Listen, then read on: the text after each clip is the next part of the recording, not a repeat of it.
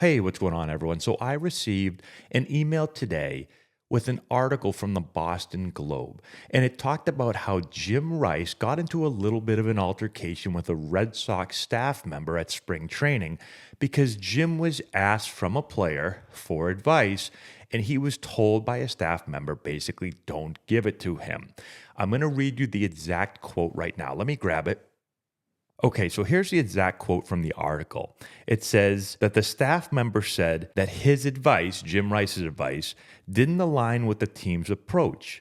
Jim Rice then applied, look at the monitor, do what you do, and don't talk to me. So let's talk about this for a second. I have some pretty strong feelings on this because I've been to 7 spring trainings in my career as a player. And I want to give you a little bit of insight into what spring training is like and some of the struggles that I actually went through. And there are some similarities to what happens here. So let's start off with this. Let's first give a background into spring training. So one of the things about spring training is that there's a lot of people around. There's a lot of coaches. We're going to talk about it from the hitting perspective, but you could think about this from any perspective, the pitching perspective, the defensive perspective, base running. But when it comes specifically to hitting, again, because I was a hitter, and this example is of Jim Rice talking to a hitter. There are a lot, and I mean a lot of coaches around at spring training. You have all of your affiliate coaches in there. So you've got your single A and your double A and your triple A hitting coaches. You have your hitting coordinators. You have your major league hitting staff. And those staffs have continued to grow in size. They're even bigger than when I was playing. And back when I was playing, there were tons of coaches there. And then a lot of times you have advisors that are there. You have former players, in this instance, Jim Rice. And I don't know exactly what his role is with the team or if he was just there to hang out and watch. But a lot of times organizations will bring in former players to be around the ball club, or maybe you just have former players that are visiting for the day and they want to come around and watch the team work out. And so you have all of these coaches and former players and advisors. And as a hitter, sometimes it can get tricky. And I've made videos in the past about this, but as a player, oftentimes in spring training, lots of coaches will try to work with you. And very often, in my experience, coaches can tell you different things. And so it's not uncommon for me to be out there hitting, let's say before a practice, I'm out there hitting in the cage, and there's 5 or 6 or 7 or 10 hitting coaches out there, and you might be taking a few swings, and a coach says, hey, it looks like you're getting a little bit under the ball here. Let's think about getting your hands a little bit higher. Let's try to stay on top of the ball a little bit more. And so you do that. And then 10 to 15 minutes later, another coach might come over and see you hitting, and they might say, hey, you're getting a little bit too much on top of the ball. Let's think about lowering your hands a little bit here. Let's think about getting on path with the ball a little bit more, staying through the ball. And so you do that. And then 10 to 15 minutes later, there might be another coach that comes around and says, hey, it looks like you're getting a little bit outside the ball here. Let's really focus on staying inside the ball a little bit more. Let's think about hitting this ball to right center field. And then a few minutes later, you might be hitting a ball and the coach might come around and say, hey, it looks like you're really trying to manipulate the ball to the opposite field here. Let's think about trying to get to the pull side a little bit more. Let's try to get the ball up in the air to the pull side. And so it's been an hour of hitting, and you've had 4 different coaches tell you 4 totally different things. And so you walk away from that hitting session and you're like, what the hell am I doing? What am I supposed to do? I don't know what is going on. This happened to me and many other players throughout our careers. So that is the danger of having a lot of voices around. So I just want to start with that. Now let's get into this Red Sox Jim Rice thing. Now I wasn't there. I saw the article, but let me tell you a few things that I know about the Red Sox. One, they've done a really, really good job at developing hitters. They've got 3 of the top maybe 10 to 15 prospects in baseball just on the offensive side. It might not be top 15, but they've got 3 of the best hitting prospects, positional player prospects in baseball. So they're doing a great job on the hitting side. The other thing I know is that they're extremely organized. They know what they want. They evaluate their players, and they're all on the same page. And so I know that, and you probably, if you follow the Red Sox, know that the Red Sox, from an offensive perspective, look at the big 4. So they look at bat speed, they look at bat to ball skills, they look at bat path, and they look at swing decisions. And so they're evaluating all of their players in these 4 areas, and they're giving them grades. Every player has a grade, so they understand what it is that they're trying to work on, what the organization values. They understand where they fall in these 4 areas, and then they have certain programs that help them get better. So one player might be looking to improve their bat the ball skills, and so they're going to do more bat the ball training. One player might be looking to improve their swing decisions more, and so they're really focused on that program.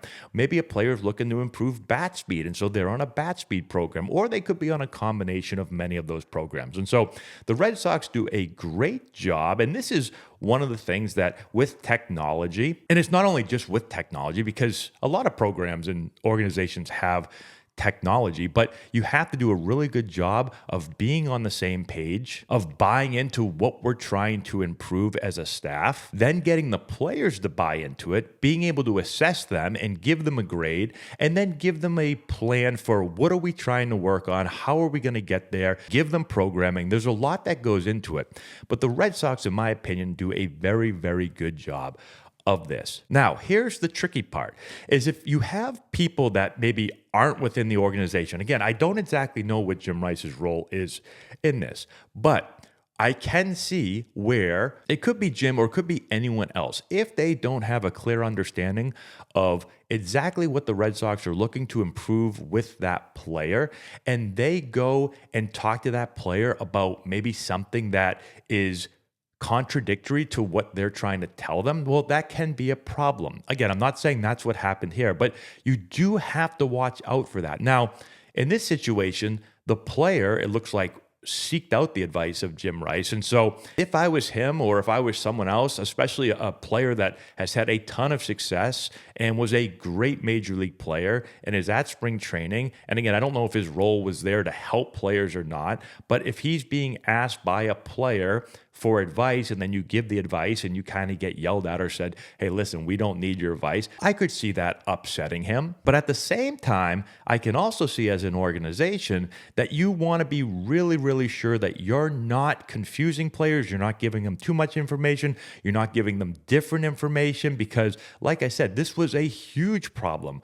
when I played. Because again, as an organization, I think the most important thing is to make sure that the messaging is the same, that the players understand what they're trying to get better at and how they're going to get better at it. And they don't have too many voices that are getting inside their head, because it only leads to confusion. And I'll say it one more time. I'm not saying Jim Rice is wrong in this situation. He was asked, it looks like, to help a player, and he tried to help a player. So it'll be interesting what happens here. Do the Red Sox make sure that they limit the amount of people that are around the team that are able to give advice? I'm not sure exactly what they're going to do. And I will say also, as a player, I'll give you a really quick story about what happened to me. So I was sitting in our clubhouse one day, and Tony Gwynn came up to me, and I had only spoken to Tony a couple of times. When I got drafted, I went on TV and was able to talk to him a little bit, and I would see him around the clubhouse. And one time he came over to me when I was sitting down, and we had never talked hitting before. And he told me that I wasn't getting loaded. And I didn't even really know at the time exactly what he meant. He just told me that I wasn't getting loaded and I needed to get loaded. And I was a little bit scared at the time. I guess I was young, and I would have loved to have sat and chatted with him for a while about, well, what do you mean, Mr. Gwynn? How do I get loaded? What are you seeing? What do I need to do more of? But I never got that chance. I just said, okay, thank you, I'll try that. And he walked away, and then I was kind of like, I don't really know what he means. I need to get loaded more. So I never really made the adjustment. Now, I don't know if the coaching staff had told him to come and talk to me about that, or if he was just passing by and just from watching me, he was just like, this guy stinks. Like, he's not getting loaded at all. I'm going to say something to him. But again, this is where it gets a little bit tricky. And it's like Tony Gwynn, one of the best hitters of all time, could definitely help me out. But also, he might be seeing something different than what the organization is seeing. And so if he says one thing and the organization is saying another thing, and now it just adds even more confusion for the player, it could also hurt. So there's a lot to go into it. I just wanted to shed some light on how things work at spring training behind the scenes. Let me know what you think about this whole thing in the comment section below. Subscribe to the channel, hit the notification bell, give it a thumbs up, and we'll talk to you later. If you've got hitters that you're looking to improve before the start of next season, this is essential for you. Matt Antonelli here, former Major League player, first-round pick, and college coach. With this course, we're going to show you exactly, step-by-step, how to generate power, develop bat speed, and enhance swing mechanics. Regardless of your hitter's age, this course is going to deliver advanced hitting techniques that will allow any hitter to get better and make an impact at the plate this spring. We have a full catalog of training content that you can access from anywhere at any time.